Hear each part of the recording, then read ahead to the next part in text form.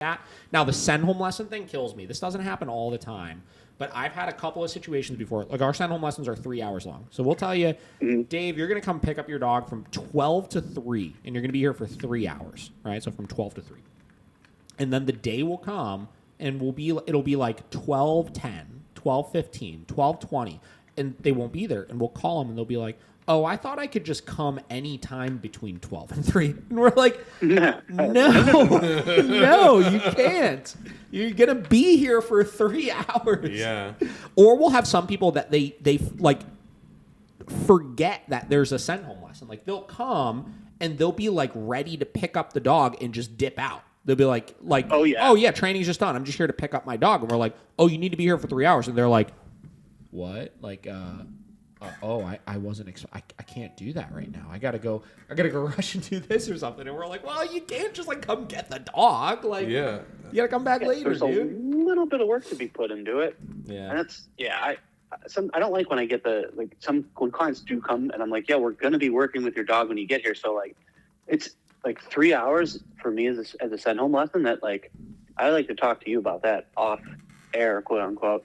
But we'll schedule time for that. But because like, I've done so much work, like recording, like I have a sheet written up of like, I'll like explicitly, like from 8 a.m. to 9 a.m., this is what you should be doing with your dog when it's home, like for the next couple of weeks. And I spent a couple of weeks recording and editing videos of the behaviors of like what place should look like. You know, each video is about 15 minutes long of me telling you what place is, what leash walking is. These are the exercises that you're going to use for leash walking. So I want my clients to have reference material for when they go home, right? So then my go home lessons tend to be about an hour where we run through everything, because there must have been a time in my career where I had a bunch of clients in a row, just like, you know, rushing you through that go home lesson, like, hey, yeah, okay, cool, yeah, oh, that's a recall, cool, I get it, cool, what's place? All right, show me place. All right, let's walk the dog. You've taken the dog for a 2-minute walk, and they're like, sounds great. Do you have my dog's food and stuff? Yeah. I'm like, please let me educate you. Yeah. Please. Yeah, so the 3 hours, honestly, I'll tell you, sometimes, like, with my send home lessons I do with people, like, I wish I had 4 hours with people. Because, like, I just, like, it's real, like, we're, like, relaxing through it. Like, I'm not trying to rush through things with people or anything. Right. Like, and also, you know, I need to hit a point with the dog where the dog starts making some mistakes too. Like, so the client can learn from those things. And a lot of times, like the first hour of the lesson or the first hour and a half of the lesson, the dog's just like, man, we're in a training session. I fucking got this, you know? And they're like, on it.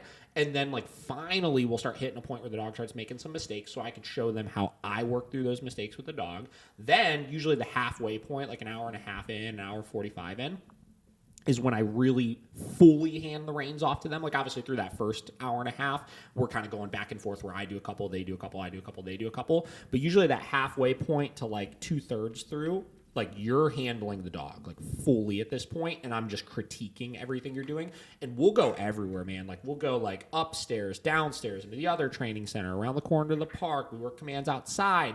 And I want them to just do so many freaking repetitions that I could truly tell, like, I've ingrained some of this stuff into their head at this point. And a lot of people will combat that, and they'll be like, well, you're throwing too much information at them. The caveat I have to that, and the reason why I don't think that's the case, is because, again, our board and train program, we're teaching 3 commands, really, if you break it down, right? We're teaching a bed stay, we're teaching a down stay, and we're teaching our come command, which is our walking, right? And the way we're rewarding and enforcing all of those commands is exactly the same, no matter what command it is that we're working on. So maybe the whole first hour of them truly having the reins is them walking the dog and working on downstays. Right? So we're drilling the same thing over and over again where they'll have done it so many times that it just like burns it into their head. And I can tell the clients that I have them do a lot of that at the end of the lesson and like force them through some of those hurdles where they start getting a little distracted and then they have to work the dog through that.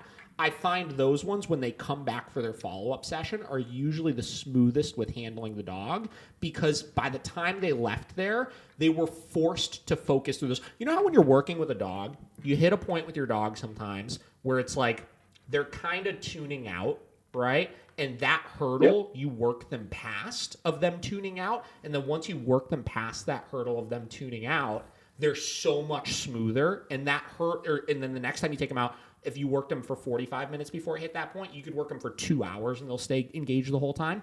I find that it's very similar with clients, because there's plenty of clients, you get an hour and a half in, and they're checking their phone, they're looking at their watch, like they're ready to go at that point. And if you're like, nah, we're still working right now. Yeah. And you force them through that we're point, not done here. They're going to stay more. I think they stay more engaged long-term from that. I really do.